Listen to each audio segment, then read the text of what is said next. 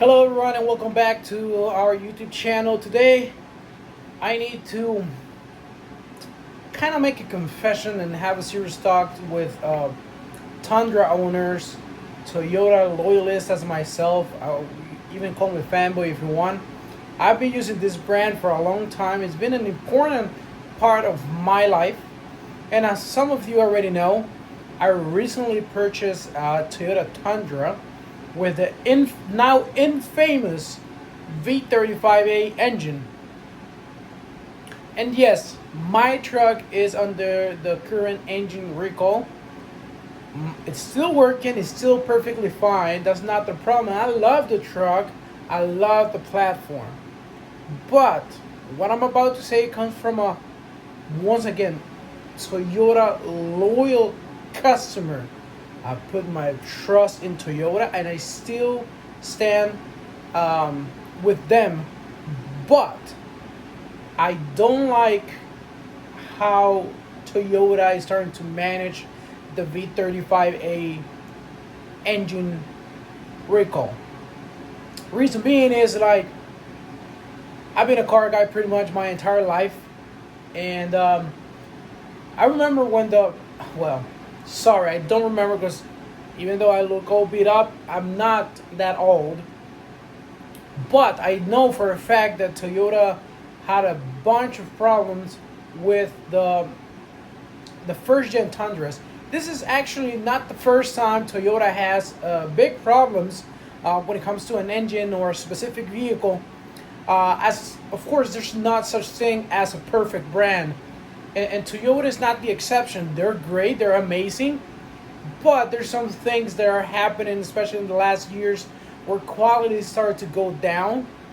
But usually some dumb stuff like I think almost every Toyota that I've had, the AC blower stops working. Some creaking in the cabin, weird sounds, noise, volume knobs fall off, like dumb stuff. Like yeah, you would expect to be better, but it's so minute compared to what's going on right now. And what I don't like is like, once again, going back to the first gen Tundra, Toyota had a bunch of problems. Not only the Tundra, it was a Sequoia, some Tacomas, the FJ Cruiser. So it was a big recall. I would say even bigger than the V35A engine recall. But they were able to properly manage that problem. And I've been defending the Tundra and Toyota for the last couple of years, more specifically the last couple months that I was thinking and eventually decided to buy a Tundra. And the reason I say this is very simple. When they had those major problems with the chassis and the Toyota stand with behind their product, then 20 years later you still had Toyota replacing them for free for customers, even if you were not the original owner, because of course it's a safety recall, which is the same as the V35A engine, because if you lose motive power, then you can easily get into a crash at highway speeds, or if you are towing, even worse, chances are even higher.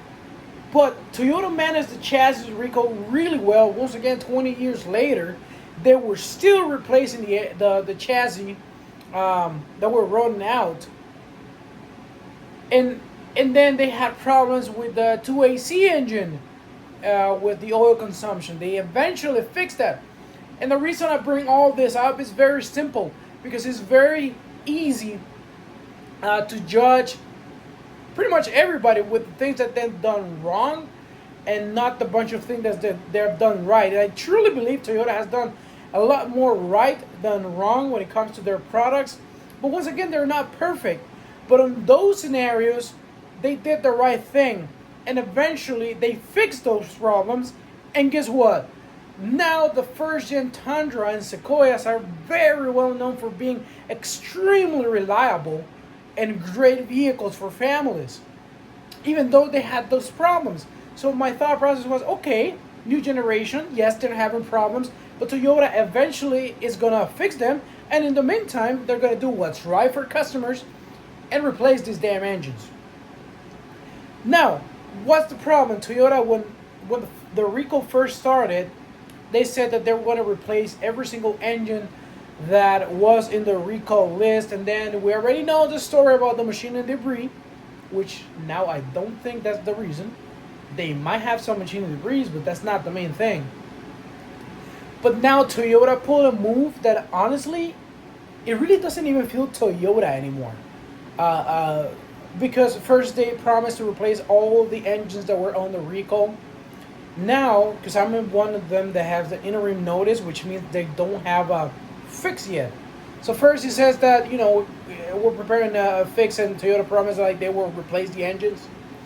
And now they pull some of the biggest BS that I've seen, honestly, coming from them.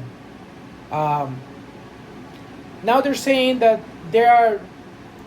it's a proprietary software that what they're going to use. So they're going to use software to detect if the engine, if it's on the recall list, to determine if that engine needs to be to determine if that engine number one main bearing has any sort of damage. I'm going to say it again. It's going to use software to detect if your main bearing, number one main bearing, has any damage.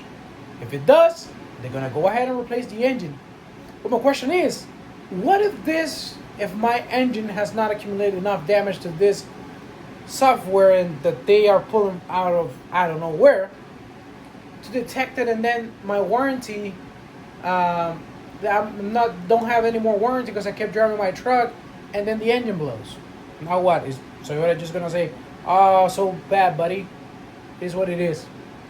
So it really does feels like they're doing everything to avoid lawsuits.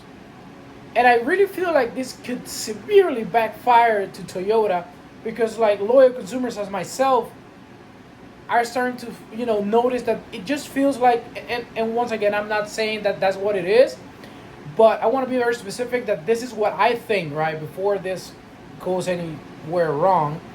But I feel that this is what I think, and I truly feel like it just feels like they're trying to make sure they cover themselves when it comes to lawsuits and all that kind of stuff. And to me, let's say I'm going to give them the benefit of the doubt.